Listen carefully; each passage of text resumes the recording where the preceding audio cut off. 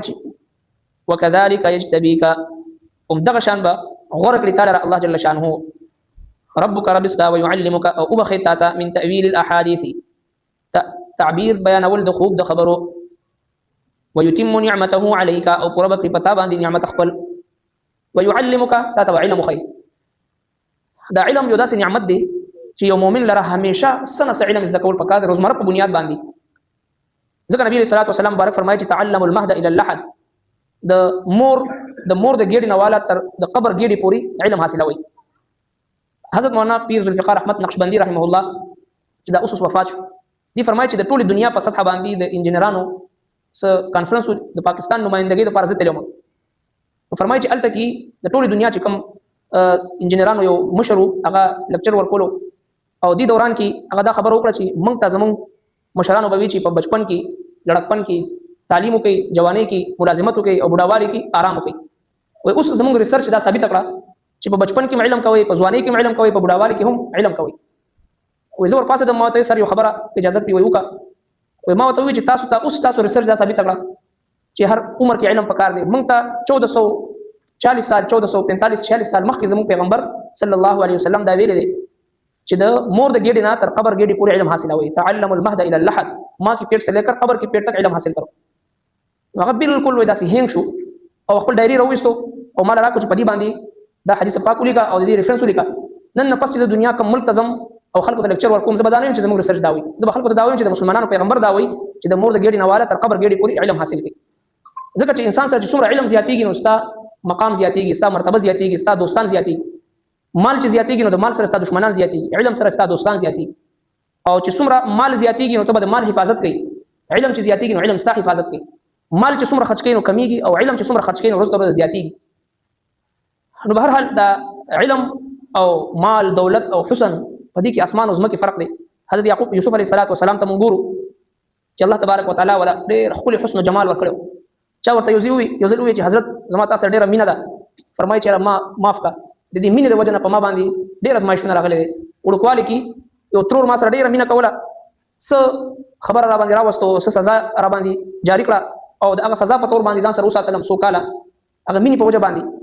بیا چې لږ راغټ شو نو پلار را سره مینه زیاته کړه نو د پلار د مینې د وجه نه ورونو چې د قتل سازش زما خلاف کوي ته ورزورم او بیا چې مصر ته رالم نو زلیخا را سره مینه شروع کړه د هغې مینې چې د جیل ته ورسولم نو چې چا را سره مینه کړې نو ما باندې مصیبت راغلی دی. د یوسف علیه السلام حسن و جمال مثالي وه چې د مصر ښځو وله وکتو نو خپل ګوتې کټ کړي د سیو کټ کولو په ځای باندې مدهوشه شو خو د حسن د وجه نه همیشه پې مصیبت راغله. یعقوب علیه السلام ورسره مینه زیاته شوه ورونو ورسره حسد پیدا شو د قتل سازش تیار شو وجه حسن وګرځېدو. مصر ته چې راغی ډېر په قطار کې خلک ورته بولې ولګېدو د مصر په بازار کې او هلته کې چې کله حسن د وجه نه زلیخا پې مینه شوه جیل ته ورسېدو 8 کاله 10 کاله جیل تېر کړو وجه حسن جوړ شو. خو چې کله الله رب العالمین د علم ورکړو د علم د برکته د جیل نه راووتو او دغه شانتي چې بادشاه دربار ته ورسېدو بادشاه محل ته ورسېدو بادشاه ته وایي چې ما ته بادشاه چې کله د علم وکړو متاثره شو نو بادشاه ته وایي چې اجعلني على خزائن الارض اني حفيظ عليم ما ته معمولي عهده مراکوه ما وزیر خزانه جوړ کړه د خزانې کنجیانې ما په لاس کې راکړه زه حفاظت کوونکی امانتدار یم. مفسرین کرامو لیکلي چې کله یو سړی کې د یو څیز اهلیت وي پکار دی چې د خپله ووایي چې یاره دا شی ما ته راکړئ زه د ملک قوم خدمت کول غواړم. دا په دې کې نه راځي چې یاره دا سړی د عهدې لالچ کوي منصب غواړي وزارت غواړي حکومت غواړي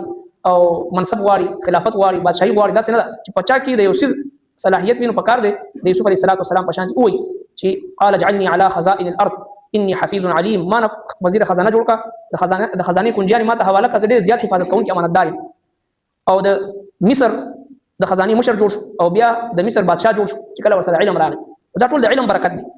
نو حضرت یوسف علیه السلام ته الله تبارک وتعالى حسن هم ورکړو او علم هم ورکړو چې تر څو پورې چې علم نو ورکړي نو حسن د وجه ازمایښتونه ابتلاګانې مصیبتونه څوک د قتل سازش کوي څوک یو الزام لګي څوک بل الزام لګي څوک جیل ته اچي او چې کله څوک سره حسد کوي او چې کله علم راغی نو د علم د برکت بادشاه جوړ شو. نو معلومه شو هر مسلمان لره روزمره په بنیاد باندې سنه علم حاصلول پکار دی د مور د ګیډې نه تر قبر ګیډې پورې چې علم حاصله او چې کوم حالت کې مرګ راشي او قیامت پر ورځ راپاسینه دی طالب العلم په حیثیت سره د قران کریم دی او طالب حیثیت سره د قران کریم دی او لستون کې په حیثیت سره به الله رب العالمین په حضور کې پیش کیږي. نو فرمایي چې وکذالک یجتبیک هم دغه شان غوړه کړی تعالی رستاره پس باندې انسان غوړه کیږي د الله رب العالمین په حضور کې ويعلمک او بخیتات علم بدل کتاب. نو معلومه شو علم سره انسان هغه مرتبه اوچتیږي من تاویل الاحاديث د تعبیر بیانول د خوب د خبرو یعنی معلومه شو چې د خوب تعبیر بیانول د مستقل یو علم دی